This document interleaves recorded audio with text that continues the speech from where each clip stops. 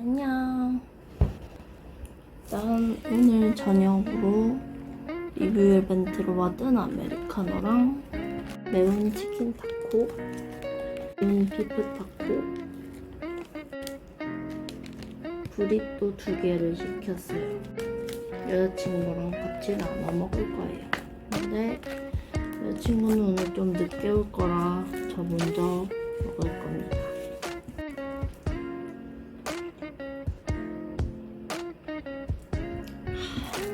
친구들 다들 맨날 먹방을 올리라고 했는데 일을 쉬니까 드디어 해보게 되네요. 보이나? 잘 먹겠습니다.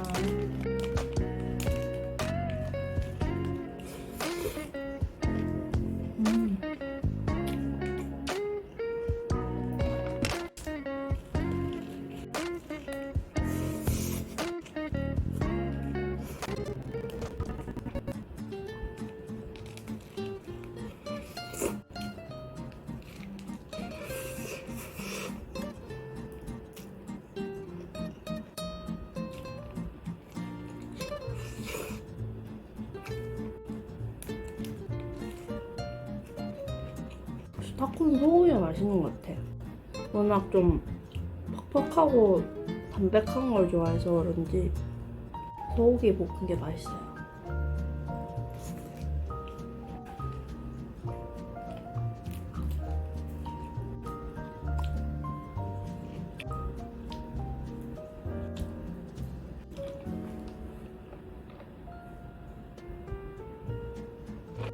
타코 먹을 때는 흘릴까봐 얘기를 못하겠고, 브리또 먹을 때부터는 부동산 얘기를 좀 해볼게요. 부동산이라기보다는 경매에 가까운 얘기인데, 근데 이제 부동산 경매가 어떤 건지 몰랐던 그런 사람들에게 좀 전달을 해보고 싶어서 이렇게 먹으면서 좀 얘기를 해보려고요. 치킨도 맛있네. 일단 치킨. 저도 한 달 전까지는 부동산 경매가 뭔지 전혀 몰랐는데 소액으로도 부동산 투자를 할 수가 있는 방법 중에 하나고, 그냥 지레 겁먹고 있는 경우가 너무 많은 것 같아서 저는 이제 한번 도전을 해보려고 하고 그 과정을 좀 영상으로 남겨놓고 싶어서 먹방 부동산 컨텐츠를 생각을 하고, 사실 지금도 뭐 하는지 모르겠는데 그냥 한번 찍어보고 있어요. 일단 타코를 마저 먹겠습니다. 얘는 속이 더 꽉 차 있어. 이게 튀어나온 거.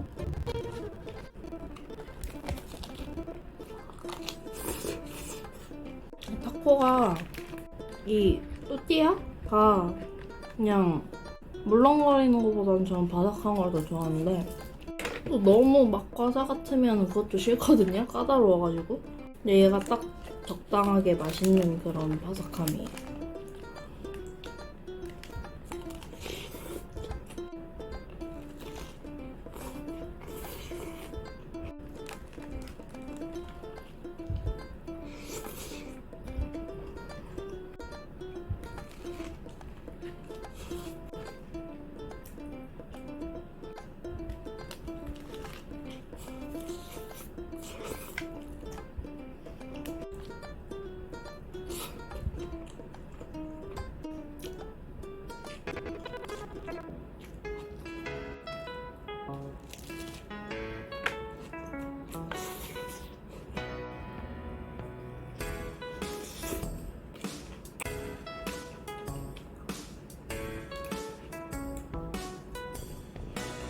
여자친구는 사실 타코를 안 좋아하거든요. 그래서 내가 2개 다 먹었는데 브리또는 그나마 괜찮대요. 근데 이것도 괜찮아하는 브리또가 있고 아닌 게 또 있어가지고 어떨지 모르겠네. 가끔 그 살사 소스 향이 뭔가 다르다고 여자친구 말로는 겨드랑이 맛이 난대요. 난 그게 대체 뭔지 모르겠거든? 근데 아무튼 그렇대. 브리또는 치킨하고 소고기 반반 나눠 먹기로 했어요. 이쪽이 소고기, 이쪽이 치킨입니다. 맛있겠다. 저는 얘기를 좀 하면서 천천히 먹어볼게요. 부동산 경매라는 거는 사실 엄청나게 특별한 건 아니에요. 알아보니까 나도 몰랐는데, 일단 경매라고 하면은 보통 우리가 생각할 때는 예술 작품을 위주로 알고 있잖아요. 이제 멋진 예술품이 하나 있어가지고 호가를 막 부추기면서 부르는 그런 걸 생각하잖아요. 막 1억이요, 막 1억 5천이요, 막 해가지고 막 몇십억에 낙찰이 되고 그런 걸 생각을 하는데, 법원 경매는 그렇지 않아요. 법원 경매는 호가를 매기는 게 아니라 딱 한 번에 이루어져요. 법원에서 이제 매각 기일이 되면은 최저 낙찰가를 미리 공지를 해놔요. 그 이상으로 낙찰가를 딱 한 번에 써내요. 저도 아직 해본 건 아니지만 낙찰 가격을 적는 종이를 주면은 거기다가 사람들이 한 번에 1시간에 딱 한 번만 낙찰가를 써서 제출하고, 뭐 예를 들어 7명이 그 종이를 썼다 그러면은 서로 모르는 상태에서 가장 최고가를 쓴 사람이 낙찰을 받는 그런 시스템인 거예요. 그래서 우리가 막 생각하는 것처럼 돈이 무조건 많아야 된다 그런 시스템은 아니에요. 근데 그거를 왜 그런 식으로 매입을 하냐? 일단은 가격이 쌉니다. 시세에 비해. 가격이 싼 이유는 일단 부동산 경매라는 거는 돈을 빌린 사람들이 그 돈을 갚지를 못해서 담보를 설정해놓은 물건이 경매로 넘어가는 거예요. 그렇기 때문에 본인이 직접 파는 게 아니고 남이 감정을 해서 임의로 그걸 팔아버려서 그렇게 해서 돈을 마련해서 그 사람이 돈을 갚게 만드는 거기 때문에, 내 물건을 예를 들어 내가 이 커피를 나는 3,000원이라고 생각을 하는데 남이 생각할 때는 이거 2,000원 가치밖에 안 된다라고 하면 2,000원에 팔 수밖에 없는 거잖아요. 내가 호가를 못 한다는 점에서 일단 가격이 감각이 되고, 그리고 그게 유찰이라고 아무도 경매에 나서지 않으면 점점 가격이 깎아 내려갑니다.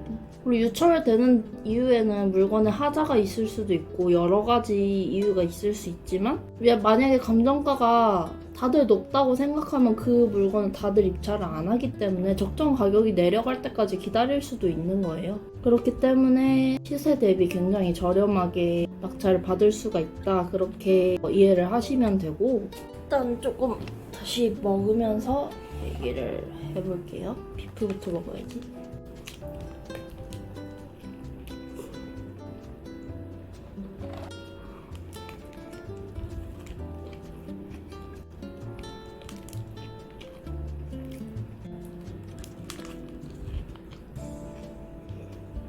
뭐 보면 알겠지만 저는 그렇게 나이가 많지 않거든요. 아직 20대예요. 근데 왜 부동산 경매에 왜 갑자기 눈독을 들이게 됐냐?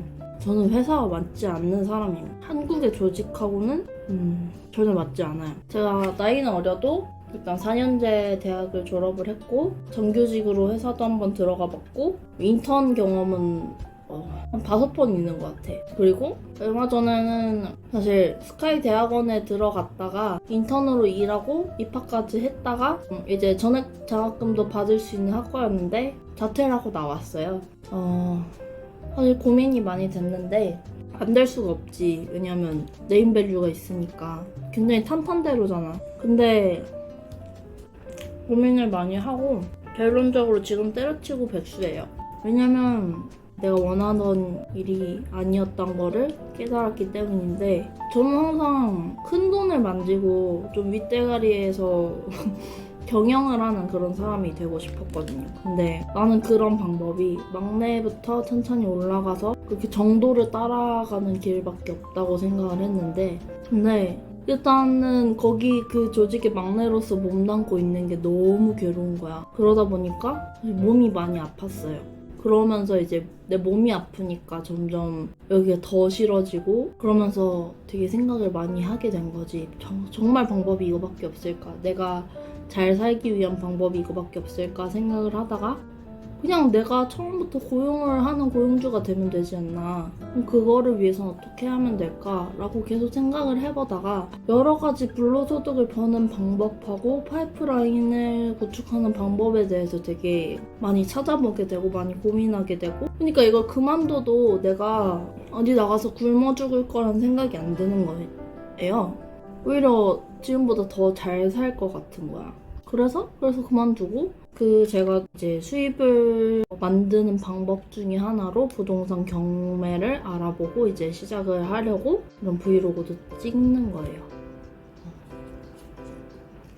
아무튼 그래서 부동산 경매가 나도 아직 해본 건 아니니까 내가 뭐 누구한테 추천할 만한 단계는 아니고 그냥 이거는 내 기록용이라고 보는 게 더 맞을 것 같아요. 내가 어떻게 성장하고 어떤 뭐 실수를 하더라고 왜 실수했고 어떤 실수를 했고 또 잘 되면 잘 되는 대로 그 과정이 어땠고 돌이켜서 나를 다시 봤을 때 내가 어땠구나 할 수 있는 그런 기록을 만들고 싶어요. 남들한테 막 엄청 보여주려고 하는 거라기보단 물론 보여줘서 유튜브가 잘 되면 더 좋지. 그렇지만 그게 아니더라도 이렇게 영상을 남기는 것 자체가 되게 의미 있을 것 같아서 그래서 갑자기 또 시작을 했어요. 근데 원래 인생은 얼레벌레 갑자기야. 내가 사업을 얼레벌레 시작하려고 하는 것처럼 갑자기입니다.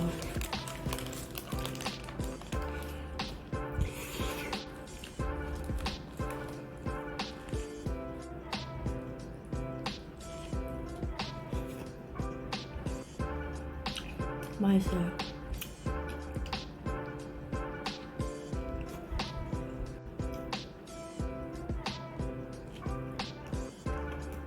그래서 사실 부동산 정말 시작하기에는 시드가 제가 많이 없는 것도 맞아요. 근데 또 시드가 부족하다고 해서 아예 못할 것도 아니라는 거를 좀 말씀을 드리고 싶은 게 언제나 방법은 있거든요. 부동산이 진짜 일단 기본 가격이 비싸니까 다들 시드가 좀 많이 없으면은 불가능하다. 아예 쳐다도 안 보려고 하는 경향이 좀 있는데 세상에는 생각보다 방법이 있다는 거. 그렇게 말하는 이유는 저는 대출을 레버리지라고 생각하는 사람이에요. 왜냐면 지금 금리가 많이 오르긴 했지만 예를 들어 1,000만 원을 빌렸어. 1,000만 원에 요즘 금리 비싸죠. 한 4% 될 거예요. 1,000만 원에 4%면은 40만 원이죠. 1,000만 원에 4%가 40만 원인데 연이자가 4%인 거니까 40만 원 나누기 12 하면은 한 달에 내는 돈이 한 3만 원이 좀 넘을 거예요.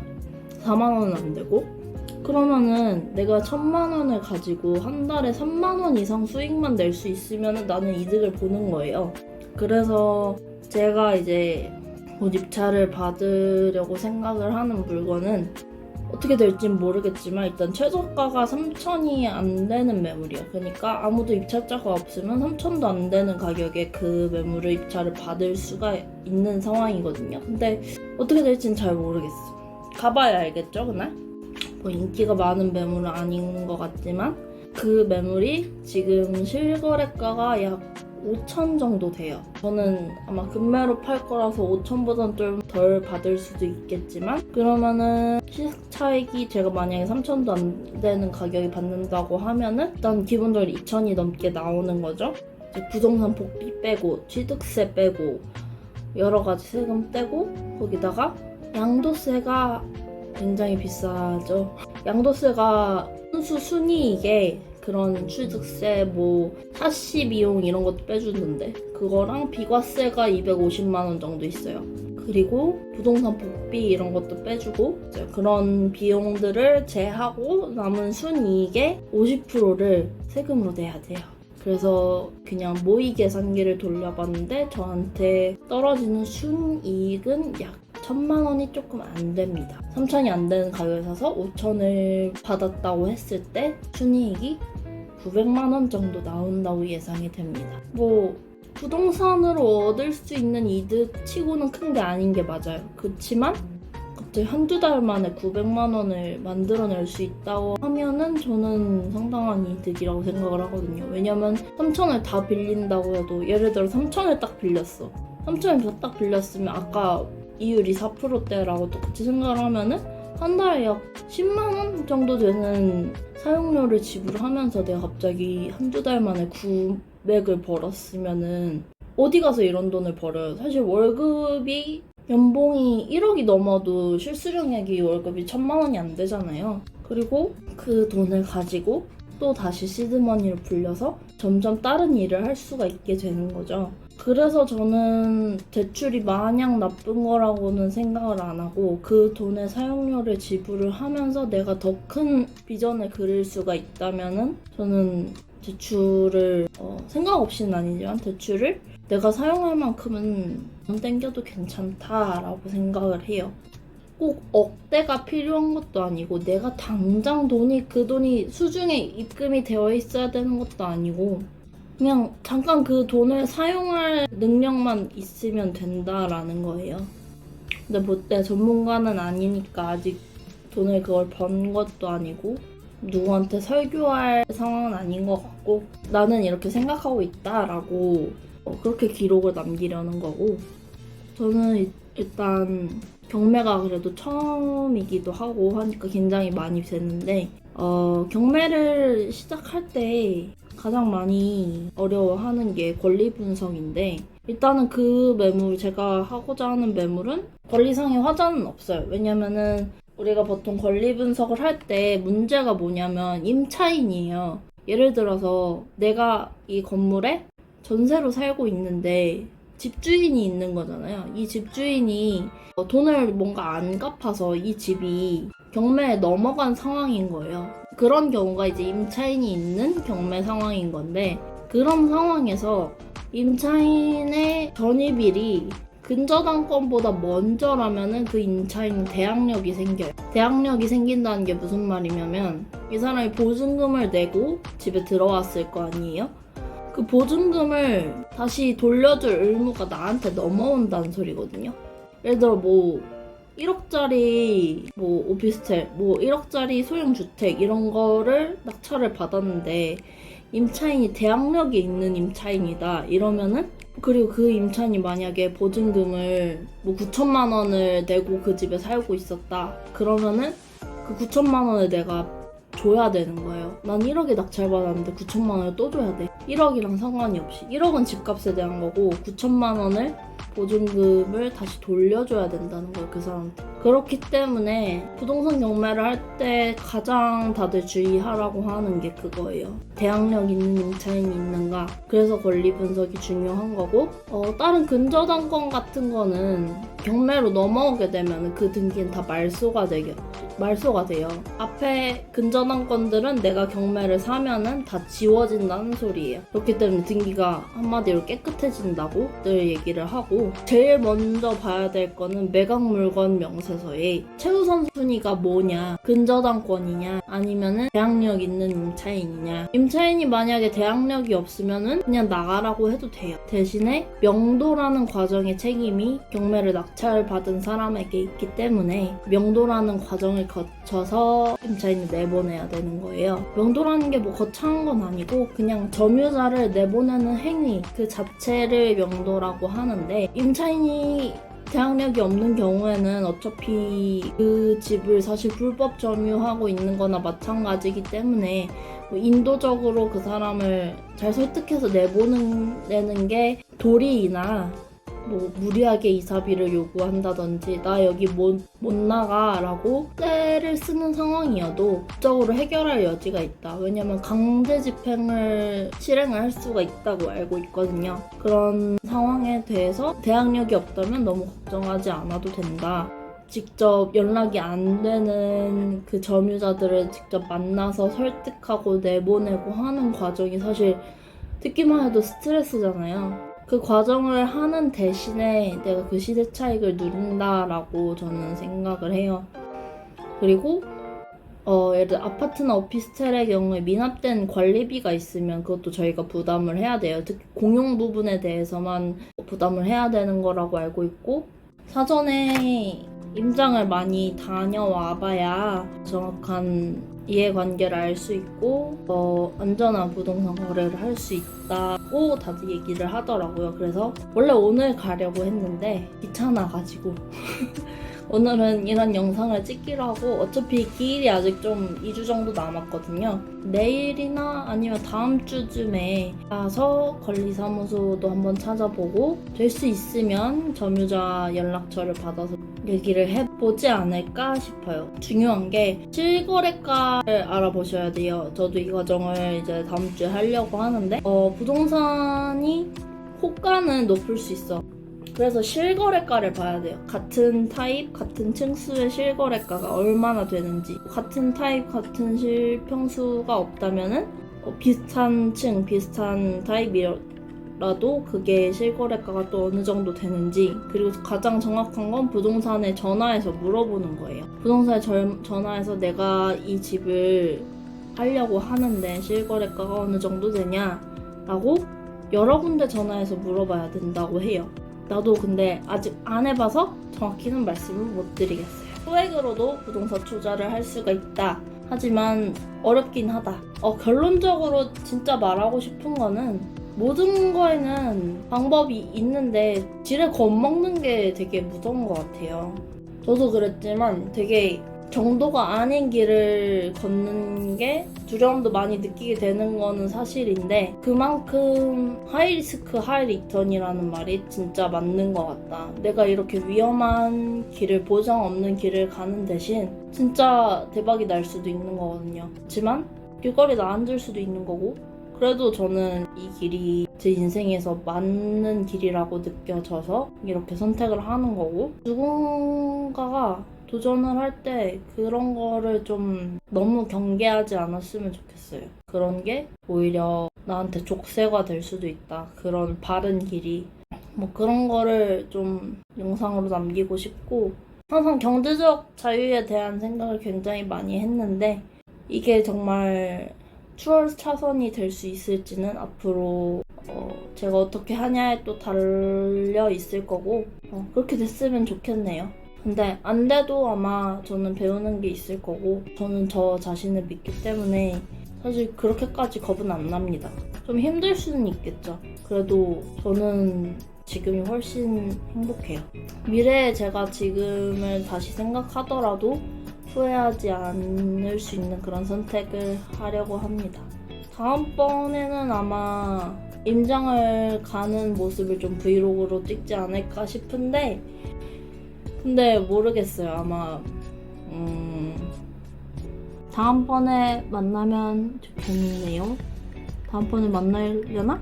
다음번에 만나면 좋겠어요. 아무튼 굿바이.